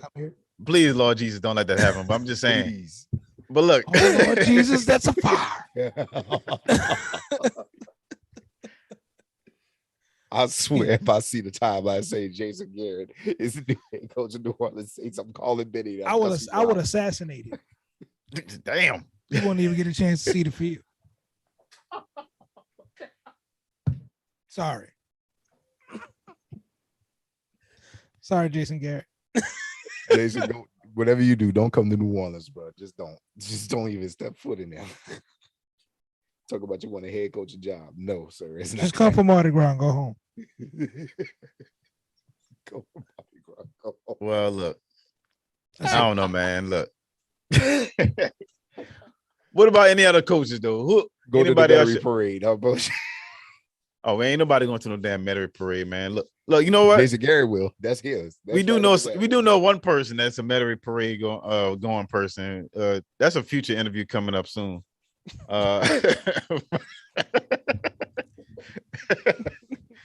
Well, stay tuned when season 4 come out. And speaking of, make sure y'all check out season 3 episodes that's coming out this week. We have one more special feature interview coming up, and then we got the finale coming up. So make sure y'all check out all our episodes that's already available right now on the motherfucking pod.com. Shout out to Uncle Malik, just showed up in the chat. What up? Whoa, what's up, partner? What up, Unc? But yeah, make sure y'all check out our episodes. Make sure y'all check out our merch. Make sure y'all get the hats, the dog tags, you know what I'm saying? Get the motherfucking hoodies, the t-shirts, all that shit, you know what I'm saying? And we got some more stuff coming soon. Make sure y'all check in with us and check out our social medias on Instagram and TikTok. So, NFL, is that it for the NFL? Yeah, that's pretty much it. And Eli Apple, man, fuck that nigga. Yeah, you damn you dirty motherfucker, Eli Apple. Even though you didn't do too great in New Orleans, you know what I'm saying? You ain't had to say what you said. So Mr. just know Eli this. Apple. Just know this. And I gotta say it. I pray that you're somewhat good enough to make the roster again with the Bengals. You know what I'm saying? Because the Cincinnati Bengals got to come to New Orleans this year. Oh yeah, we got a hell of a home schedule. If I pull up the home schedule and the road schedule for the Saints right quick, dog, they got some games we didn't miss this year that we can't miss next year, B. For real. Eli Apple, if you are a member, I hope you are listening to the motherfucking podcast right now. Find a way to call in sick. Dog. Yeah, we definitely got to go to the game. Find a way to not come to this game. The home schedule for the Saints this year. Of course, you know, you got your division. You got Atlanta, Carolina, Tampa Bay.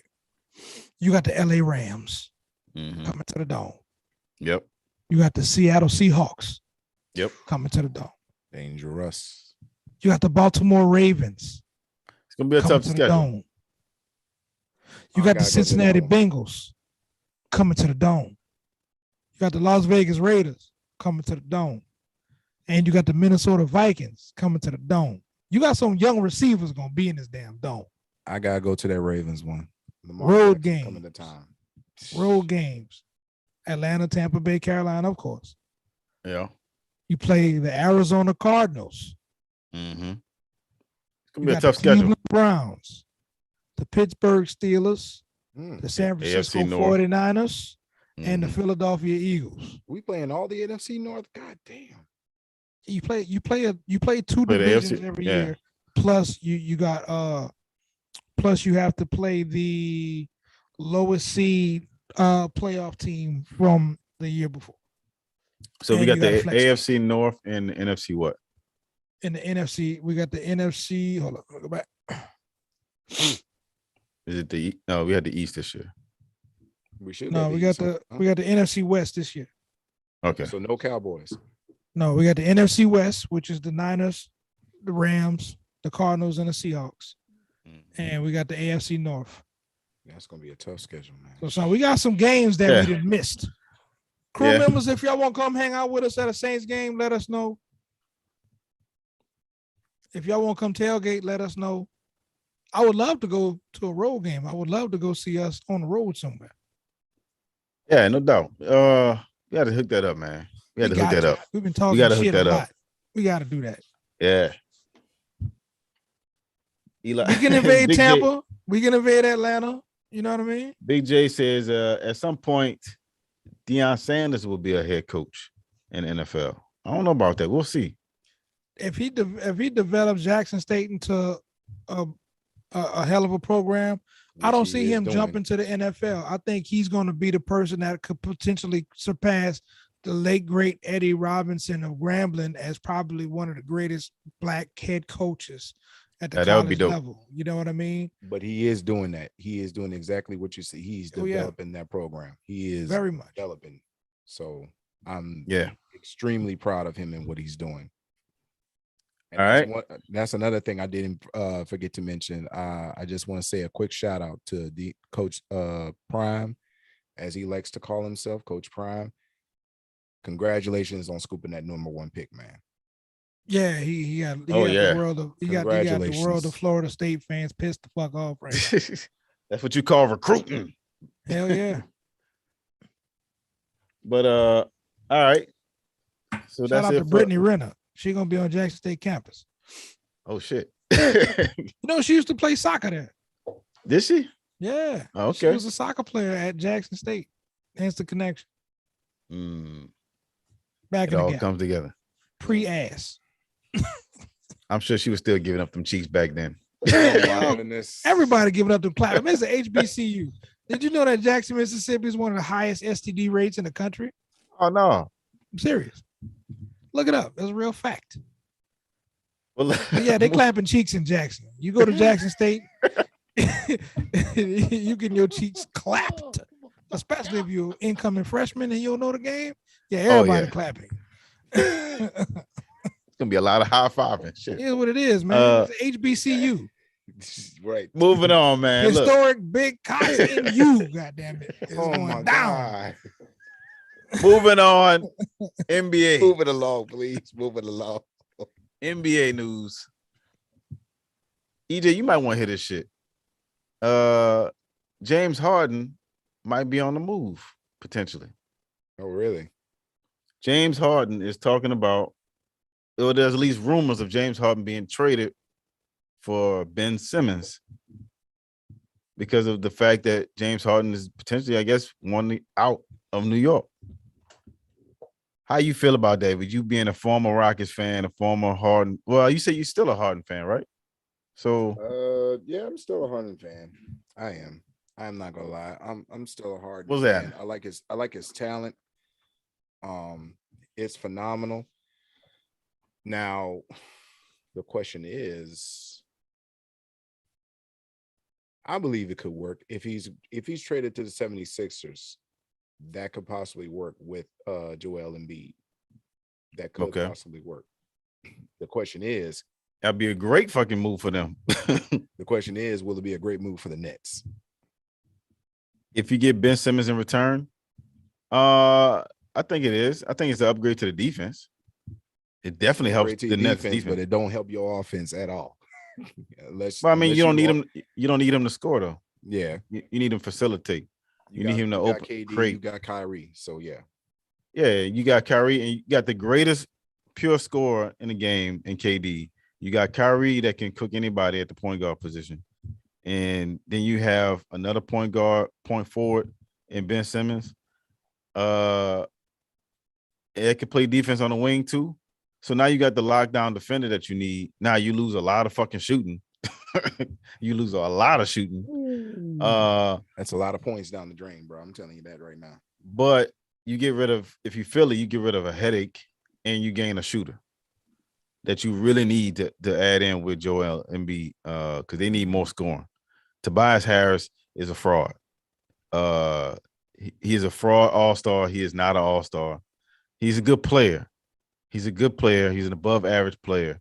But for what they expect out of him, they need to trade him as fast as they can and upgrade from Ben Simmons and him. If they got to trade Ben Simmons and him together, do that shit. Do that. If you're a Philly fan, you know what I'm talking about. Check out this little read up, B. Now, James Harden, he not happy with Steve Nash rotation. He just, for some reason, they just don't have, it don't look like they have a flow with him, But I was reading a potential sign and trade. 46.5 million. That's roughly James Harden's maximum salary. And what we can assume he would ask for from the 76ers. Note that while that figure exceeds 35% of the projected $119 million salary cap, it is allowable for Harden because he's making $44.3 million this season, and players are always eligible to earn up to 105% of their previous salaries. $97.4 million. This is the rough estimate amount of guaranteed salary Philadelphia has on the books for next season, including Ben Simmons. It represents 8 players, and it does not include the non-guaranteed salaries of Danny Green, Shake Milton, Isaiah Joe, Paul Reed, or Charles Bassey.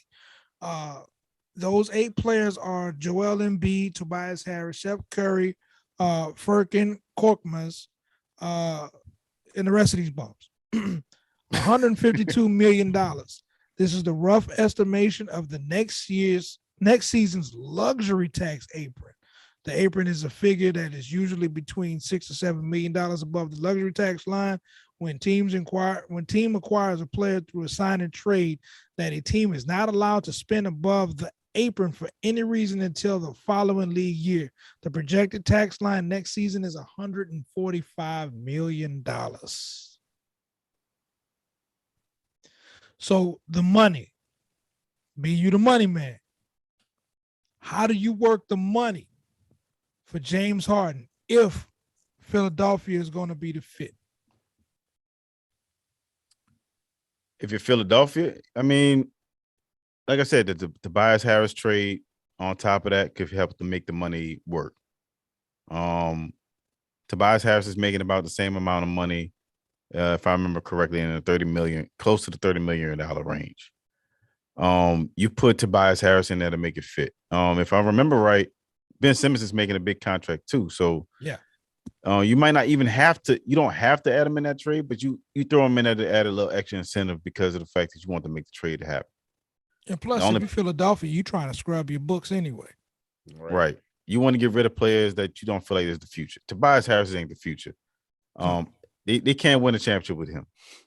I think they're almost in that situation where with Toronto had DeMar DeRozan, and DeMar DeRozan hadn't take that next step yet. Right. That's what Tobias Harris is. He ain't take that next step and get them to the next point they need to get to. Right. On top of the fact you got Ben Simmons acting the way he is. So you need to get rid of 2 people, and it sucks because they're 2 of your highest paid players, 2 of your 3 highest paid players, and they're supposed to be the leaders on your team. So now you got your main star in Embiid, and you don't have nobody to pair with him, or at least to complement him. So now you bring in James Harden, who can stretch the court, shoot threes. Yeah, you're gonna take a hit on defense, but you bring in James Harden, you bring that star talent. You know what I'm saying?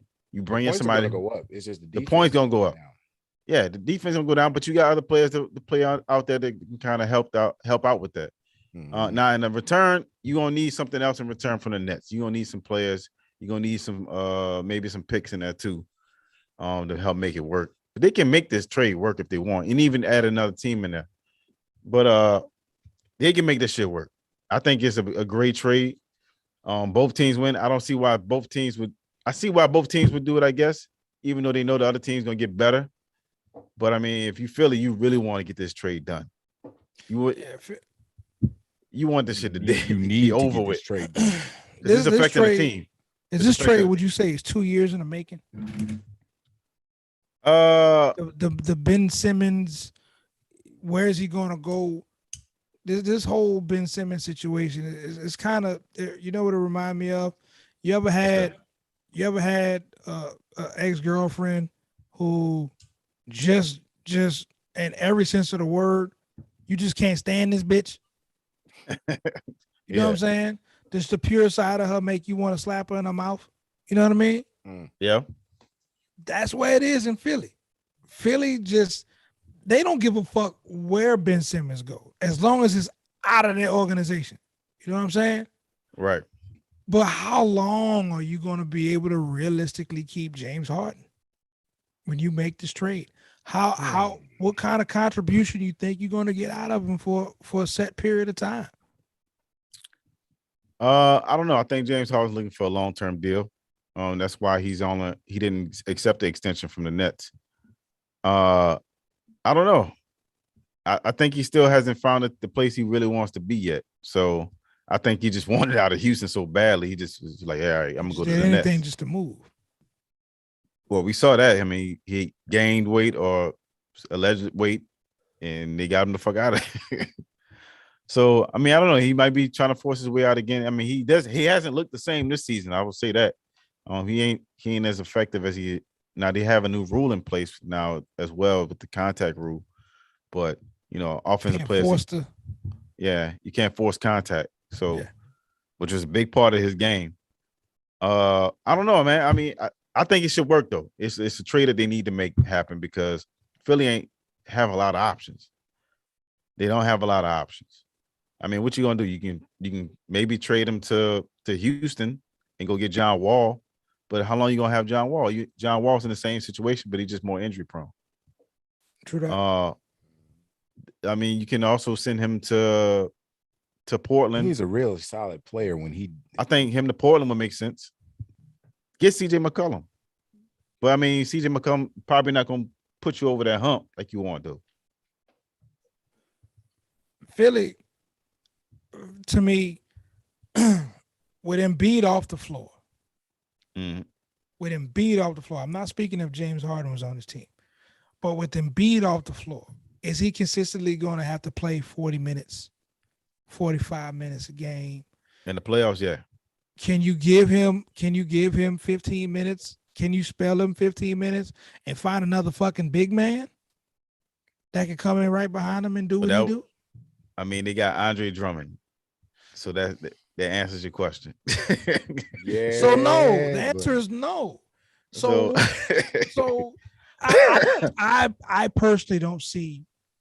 I could be wrong. I'm not the greatest basketball minds, but I don't see where this trade helps Philly. It helps alleviate a problem. But by creating another. Potentially. It is a risky move. It is. But that's why that's why you get incentives back. You get draft picks back. You get compensation back in return in this trade because you need a lot of that. And obviously, like I said, if you throw in Tobias Harris in this trade, if he going into the Nets, that's definitely gonna have Brooklyn. Yeah, but you gonna need something in return. No matter where you send them, you're gonna have to get something in return. Like I said, if you sending him, say for instance, what if the script is flipped and it's not CJ McCollum coming out of Portland, it's Dame. What if Dame comes over in a trade instead? What if Portland says, fuck it, we start over, we build around Ben Simmons, and Dame goes to Philly? That's a move. Which really and truthfully, that's a hell of a move. It was supposed to have been done way before, but he just held out. But you still don't help Joel Embiid. You know what I'm saying? I mean, that move does. That move definitely does. Dame can take over a game by himself. Yeah, he can. Yes, he can. And he's going to stay on the floor. He's not going to get off the floor. He's going to stay on the floor. Absolutely. The East is deep this year. The East got a catalog. But there's no clear-cut front runner. Yeah, the Bulls have been in the front. They've also been on a 4-game losing streak. Now they just came off of it. But whenever we ever seen a top-tier team that's gonna win it all lose 4 games in a row. True. I don't believe in the Bulls being a finals winner. If they were to magically get to the finals, I would see them getting killed by whoever they go up against. And then Lonzo had to get his surgery. Is that done? I don't know. I haven't checked up on their injury stat. I know they had a few injuries coming up though. DeMar's been injured here and there. I know Zach LaVine was injured. So yeah, a lot of injuries on their team. Be on the lookout for the Nets. I mean, the Nets and the Bucks are still just out there lurking around.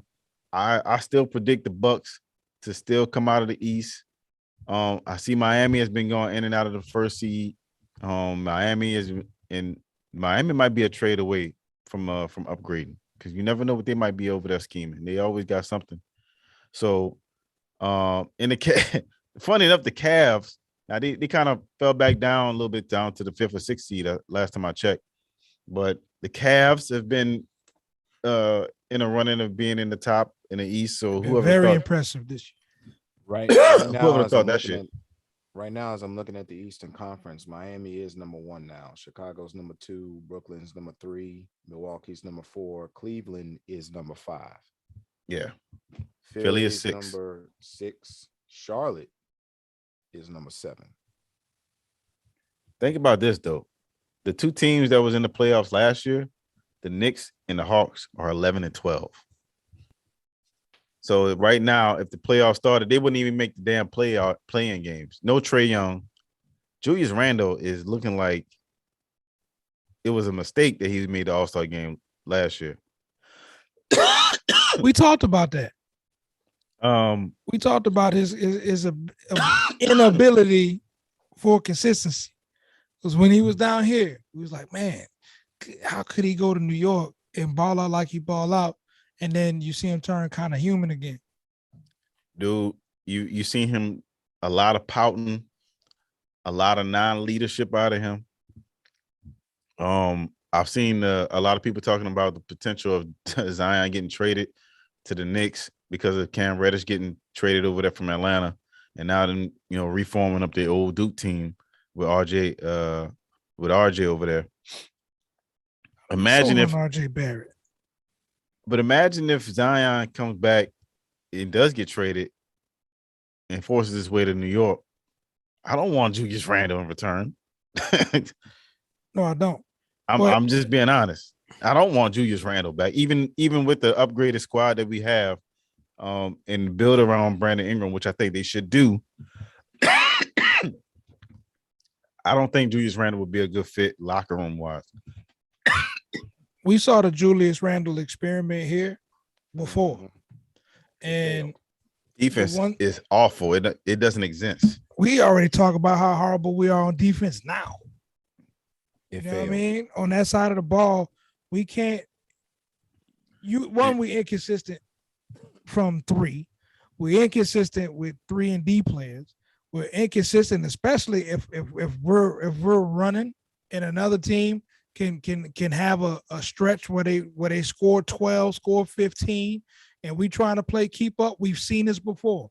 We've seen when our backups are in, and you'll see the talent level drop off. You know what I'm saying? Mm-hmm.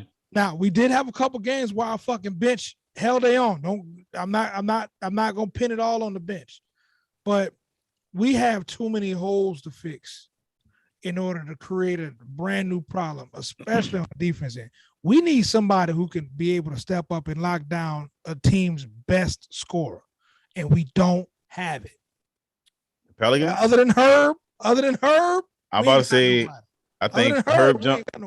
I'm about to say Herb Jones is starting to turn some heads on the defensive end, though. Name another defensive specialist other than Herb. And don't you say Jackson Hayes. No, Jackson Hayes is no. Don't you say that? I would say Josh Hart. Josh Hart is a solid defender.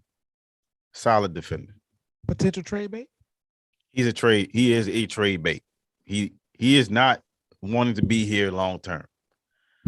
So you definitely, if you want to upgrade your team, if you want to upgrade this Pelican team, you're gonna have to put Josh Hart in a trade.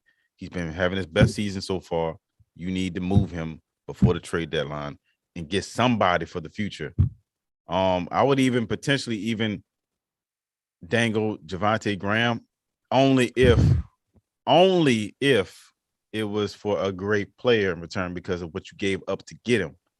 He only does one thing well. That's it. Shoot. He don't give you no defense. But I mean, he does give you a quick shooting hand, and if he's hot, he's on. He's great. When he's not, he's awful. So, but that's the other thing. We don't have a lot of 3-point shooting already, so we need to find ways to improve this team and build around Brandon Ingram, who's currently hurt right now. The Pelicans played tonight. They lost to the Sixers by 10, 117 to 107. They had a lot of players out tonight. Jonas Valanciunas didn't play. Ingram didn't play. Eversley Zion didn't play. But yeah, they lost that game tonight on the road in Philly. At the back-to-back, they played it last night and they won. But they beat the Pacers 117-113 yesterday. But yeah, man, they need to make a trade to improve this team. And like I said, I even think they may even need to trade Zion. And this might be the best time to trade him now. He don't want to be here. I think it's pretty obvious. Moving on. Other than that, any other news going on in the NBA, NFL, or sports in general? Absolutely.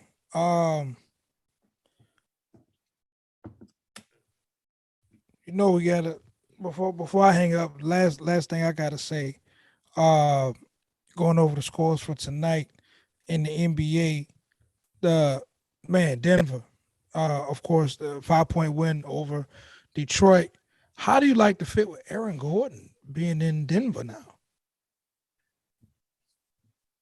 Yeah, he got traded over there last year, and yeah, he's all right. He's all right. Somebody I would like to see as a Pelican. He's somebody who I can see playing on this team. I could see him playing the Zion type style that you need out of him, but he's just not consistent enough. He's not going to bring you consistent 3-point shooting. He is going to bring you rebounding and scoring in the inside. So he does give you something. As a replacement though, if we needed to trade Zion, you're not trading him straight up for Aaron Gordon. No. Not happening. No. But as a replacement, as an upgrade player at the position, yeah, he's an upgrade at the position because we don't really have anybody right now that plays it. You got Ingram and Herb kind of going in and out of rotation at that position. Yep. And to round out the scores, Toronto took care of the Charlotte Hornets 125-113. The Clippers took care of the Washington Wizards 116-115. We just heard the score between the Pels and the Sixers. Your Lakers won tonight.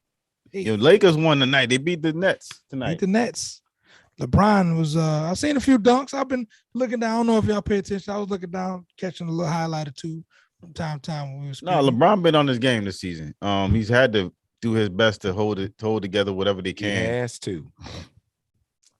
Anthony Davis was supposed to come back tonight, and I think he did. Yeah, he did. He came back tonight. Scored 8 points. Only played 25 minutes though.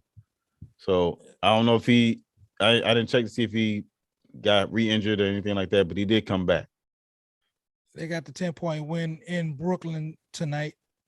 Man, Boston beat the shit out of the Kings, 128-75. San Antonio took out the Houston Rockets, 134-104. Golden State punched Dallas all in the eye tonight, 130-92. And Minnesota beat the Portland Trail Blazers 109-107. Did you mention EJ's Rockets lost? Yep. 134-104. They lost by 30. They lost by 30. Goddamn. Anyway, yeah, that's the scores for the NBA tonight.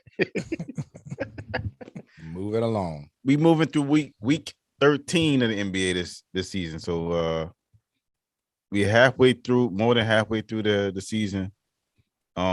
We talked about the standings. Did we talk about the West standings? I know we talk about the East. I'll pull it up. Western Standard. I got it. The Suns is number 1. The Warriors are number 2 right now. The Suns on a 7-game win streak right now. The Grizzlies. Dude, they might be that team to beat this year, bro. Memphis is number 3. I don't know. The Warriors on cruise control, I think. Oh yeah, they are. I think they just coasting. They wait. They waiting. Memphis is number 3. Utah is number 4. Dallas is number 5. Denver is number 6. Minnesota is number 7, and the Los Angeles Lakers are at 500 at number 8. And the guy can't forget to mention the Clippers and Trailblazers at 9 and 10. That's the play-in. In the play-in spots. The Pelicans are at 11. After all that bullshit. They're only 2 games back. They're 2 games back now. 2? Okay. Yeah, 19 and a half. The Trailblazers are 17 and a half. Yeah, so they right there. It's not like if they can just get healthy. Yeah. And give players that want to be here and play, I think we can make at least the play-in. I would love to see them in the play-in and potentially play their way into the playoffs, man. But I'll tell y'all, man, if y'all want to go to a Pelicans game, man, these tickets are ridiculous. Yeah, they definitely not they're not expensive at all. No. I saw tickets for $4 the other night. They're giving these motherfuckers away. We got to find a way to get up in this game. I'm going on vacation this week. I am going to a game next week. I'm going to a game. I'm just letting y'all know right now. Let me know what game. All right, watch this. I got it pulled up. Yeah, let's pull up a Pelicans game. Yeah. Tuesday, let me see. Tuesday, they got the Rockets at home, 7 o'clock on Tuesday. Let's see what the ticket's hitting for on Tuesday. Yeah, bro, look at this. Balcony Center, section 317, $6. So that's in the 300s. That's against the Rockets. Yep. Everywhere in the 300s is $6. Everywhere in the $9. I already see the game. Look, February 10th, the Miami Heat game. Ooh. What day is that? Thursday. That's a Thursday night? Yep. Same seats, $6. Let's do it. We doing that's the game. February 10th, we gonna be in that bitch. We gonna be in the Smoothie King Center. You know what I'm saying? Let's make it happen. Hey. EJ, you down? What's down? I'm down. Hey, it's a motherfucking podcast sports edition. Hey, look, you might even broadcast live from that bitch. You don't know. We'll see. We'll see what we can make happen. We definitely gonna hit y'all up during the halftime for certain. So y'all already know y'all here first. Pelicans Heat game, February 10th. Mark your calendars. Make sure y'all check us out on Instagram. Follow us on the motherfuckingpod.com. You know what I'm saying? And make sure y'all check us out every Tuesday night, sports edition. You know what I'm saying? You already know what it is. EJ the DJ, Mr. Headquarters, Thick Eye Bandit, Bumbleclaw, you heard me? It's the motherfucking podcast, you heard? That's right. Better not bring your kids. I'm about to go smoke some weed, niggas. Bruh.